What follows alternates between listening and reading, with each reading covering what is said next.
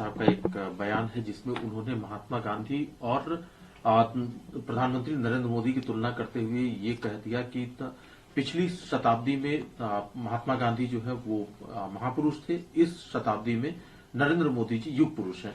मेरा मानना है कि माननीय उपराष्ट्रपति जी धरती की सतह से इतने ऊपर जाकर के सोच रहे हैं, कहते हैं ना ट्रोपोस्फियर, आयनोस्फियर, उस लेवल पर बाकी 140 करोड़ की आबादी नहीं जा पा रही। हम तो आज तक गांधी, नेहरू, अंबेडकर, लोहिया, जेपी, आजाद साहब से आगे ही नहीं गए। महापुरुषों की पौध वही खत्म हो गई, युग पुरुषों की पौध वही खत्म हो गई। हम तो वही कहते हैं कि आज के दिन में तो ये मुश्किल है तय करना कि बस के दुश्वार है हर काम का आसा होना, आदमी को भी मयस्सर नहीं है इंसान होना। इंसान बन जाएं लोग, युग पुरुष वगैरह बहुत बड़ी चीज होती है। सर, तेलंगाना में लेकिन कल प्रधानमंत्री जी तेलंगाना में और उन्होंने वहां के मुख्यमंत्री के चंद्रशेखर राव पर हमला बोलते हुए कहा, और ऐसी कई बार उनके बारे में ये बातें सामने आ चुकी है कि वो बहुत ज्यादा जो है वो रीति रिवाजों में भरोसा करते हैं, धार्मिक चीजों में या रिचुअल्स में या अंधविश्वास में। कल प्रधानमंत्री जी ने भी कहा कि वो तांत्रिकों में भरोसा करते हैं और इसी वजह से अपने ऑफिस में नहीं जाते हैं, अपने फार्म हाउस से सरकार चलाते हैं। धार्मिक रीति रिवाज, देखिए दो चीजें, प्रधानमंत्री जी कब किस पर हमलावर होंगे ये बहुत प्रेडिक्टेबल हो गया है। मैंने दोनों पार्टियों के बहुत ही स्नेहपूर्ण संबंध भी देखे हैं, एक दूसरे की तारीफ में कसीदा करते हुए भी देखा है, सदन के अंदर सदन के बाहर। माननीय प्रधानमंत्री जी, देश को अंधविश्वास से मुक्त होने की जरूरत है, पहल करिए ना आप। आपकी पार्टी ने भी अंधविश्वासियों की एक फौज खड़ी कर दी है, वहां भी चोट होनी चाहिए ना, या एक तरफा चलेगा मामला? लेकिन सर कांग्रेस पार्टी भी हमलावर है, कांग्रेस पार्टी भी के चंद्रशेखर राव को इस मुद्दे पर घेर रही है, साथ ही ये भी कह रही है कि वो सिर्फ अमीर लोगों से मिलते हैं, कॉमन लोगों से मिलने का तो कोई सरोकार नहीं है। दोनों आलोचना में थोड़ा फर्क है। प्रधानमंत्री जी की आलोचना जिन मुद्दों पे है ना, वो मुद्दे प्रधानमंत्री जी पर भी तारी रहते हैं। प्रधानमंत्री जी को लंबी लकीर खींचनी होगी, और लंबी लकीर खींचने के लिए उनको बहुत सारे डिलीट बटन अपनी पॉलिटिक्स के भी, अपनी पर्सनालिटी के भी दबाने होंगे।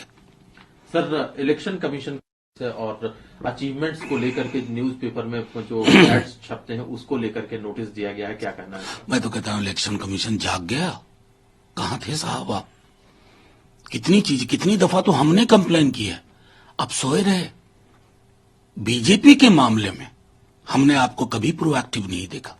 मैं तो अभी भी आग्रह करूंगा हाथ जोड़ करके, हे चुनाव आयोग, आर्टिकल 324 पढ़िए और अपनी कार्यशैली का मूल्यांकन करिए। आप कार्रवाई करिए, लेकिन जिस प्रकार की कार्रवाई आप विपक्ष के दलों पे करते हैं या करते दिखते हैं, उसी प्रकार की कार्रवाई बीजेपी पर भी होनी चाहिए, या उनके लिए अलग निजाम है। ये नहीं होना चाहिए ना, लेवल प्लेइंग फील्ड का कुछ मतलब होता है। सर, है उस ग्रुप को लेकर के, लेकिन पश्चिम बंगाल के मंत्री, उनका ये कहना है ताजपुर पोर्ट को लेकर के अडानी के साथ डीलिंग की बात चल रही है, और उनका ये कहना है, शशि पांजा जी, उनका कहना है कि इस पोर्ट के लिए अडानी के साथ बातचीत अभी भी जारी है। तो क्या ये एक दोहरा रवैया नहीं है एक ग्रुप को लेकर? आप एक बात स्पष्ट समझिए, मैं कई दफा ये बात बोल चुका हूं, अडानी पहले भी थे, उनको बिजनेस करने से कोई रोक नहीं रहा, लेकिन बिजनेस प्रैक्टिसेस फेयर होनी चाहिए, एथिकल होना चाहिए। हमारी आपत्ति इस बात की है कि प्रधानमंत्री जी का ग्राफ और अडानी जी का ग्राफ कितना मिलता जुलता है।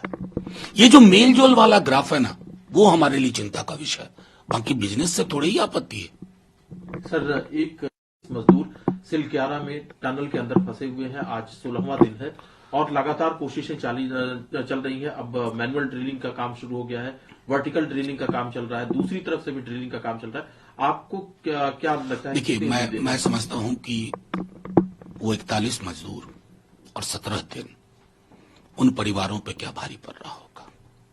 तो प्रार्थना तो यही है कि आज शाम तक एक खुशखबरी आए, हमारे लिए भी, उन परिवारों के लिए भी, लेकिन उसके बाद इस बात पे चर्चा हो कि उस तरह के फ्रेजाइल इकोलॉजिकल जोन में कौन परमिट करता है, किसके परमिशन से इस तरह के कंस्ट्रक्शन होते हैं। क्योंकि इस पर अगर चुप्पी होगी तो वो उचित नहीं है। सर, इसमें ट्वीट है जिसमें कि उन्होंने प्रधानमंत्री जी पर कटाक्ष करते हुए लिखा। दरअसल प्रधानमंत्री जी पर वो कटाक्ष कल तिरुपति बालाजी के दर्शन से शुरू हुआ है, तो वहां पर कैमरे दिखे थे। तो उन्होंने ये लिखा है कांग्रेस ने अपने ट्विटर हैंडल से कि कुछ कैमरे उमरे वहां भी लगवा दीजिए तो साहब के दर्शन हो जाए। कांग्रेस बेकार आपत्ति करती है। कैमरा और हमारे सर का अन्योनाश्रय संबंध है। हमारे सर बिना कैमरे के कुछ भी नहीं कर सकते। कभी मोर को दाना खिलाते हैं, कभी चंद्रायन के समय झंडा दिखाते हैं। अब तो हमने शिकायतें बंद कर दी, क्योंकि हम जानते हैं कैमरा गुम, साहब गुम।